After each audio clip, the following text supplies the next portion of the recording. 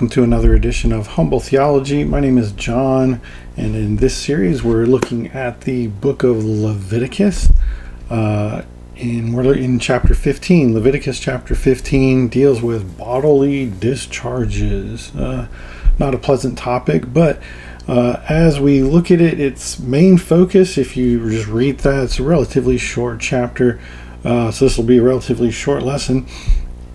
It just deals with the bodily functions of discharges, men and women alike, however unpleasant that may be, and it describes those that before God they are unclean. In 33 verses, it mentions 34 times the word unclean. So it's interesting that although it's a natural bodily function, God can deem it unclean. I've read different commentaries and things like that where it talks about, well, this is just because of health reasons and things like that, and trying to accommodate, the old world to what's healthy and what's not healthy and what could bear illness and what can't. It's like we try to almost push on people of the past that they're dumb and they didn't know these kinds of things. But that's not the intent. The intent is that this uncleanness is a spiritual condition. In being unclean, they are unfit to be before God or in the presence of his temple or tabernacle at that point in time, to come before him, as we see with other people, Aaron's sons who come before him with profane fire. They offer a type of incense in a way or in a manner or in a type that God didn't prescribe, and God kills them on the spot. This is the seriousness of the holiness of God. Excellent book, R.C. Sproul, The Holiness of God. Check that out. But like leprosy, when you are deemed unclean, there's a type of isolation. If you read chapter 15, you have one of these bodily discharges as a man, as a woman. You're unclean for a certain period of time. You're excluded from the general community. It doesn't mean you've no longer saved, you no longer have faith, you're no longer an Israelite. But the symbolism there of being in the presence of God and yet unclean, your purification, being holy as God is holy, has been diminished in a symbolic way. And so in that sense, you're not to present yourself before God unless you want to do so in judgment.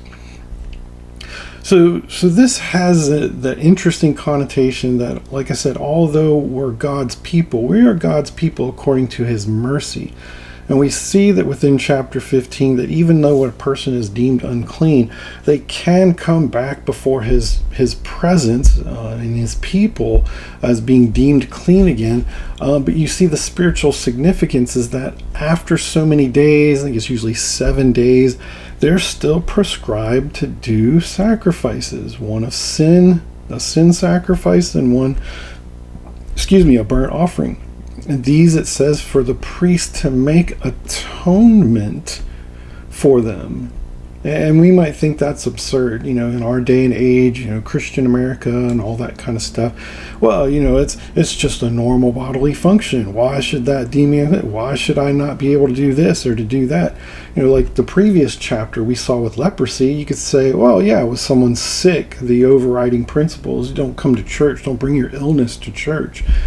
But yet, in the same sense, this goes deeper that into something that, like a disease, your normal bodily functions put us in the realm of a natural man not being able to do even the most simplest things in controlling our normal bodily functions to be able to merit the presence of God.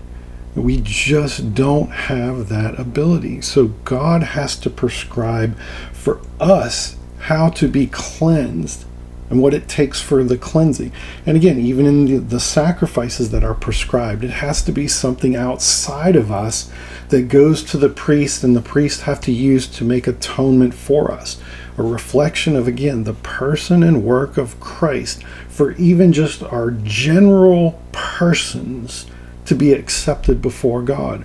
We do not have any sense of natural inherent righteousness. So that's the gist here of Leviticus chapter 15. Don't want to drag this out any longer than it has. Again, from a covenant perspective, our covenant with God, our agreement with God, our coming to terms with God is that we agree with Him that we are by nature children of wrath. We are by nature deprived of the cleanliness we need to have to be holy as He is holy. So thanks for listening, watching. Thanks for 90 subscribers. I mean, that's a drop in the bucket compared to a lot of other channels, but I'm happy to have 90 subscribers now for my channel. I hope that grows, tenfold or whatever over the coming years and all that kind of stuff. I don't even know how long it took to reach 90, but it's nice. It feels nice to grow little by little and have sort of my own listening community out there. I won't let it go to my head, all that kind of stuff, but thank you so much for sharing, liking, subscribing, commenting, all that kind of stuff. It's nice. Feels good, I guess. But God bless. I hope this serves you well and gives you a little more insight into Leviticus. Stay tuned for some of my other videos where we're going through the Westminster Confession of Faith and some apologetics. I have apologetics things that just started up on Christian debate and stuff like that. So check out the rest of the channel, old, new videos, stuff like that.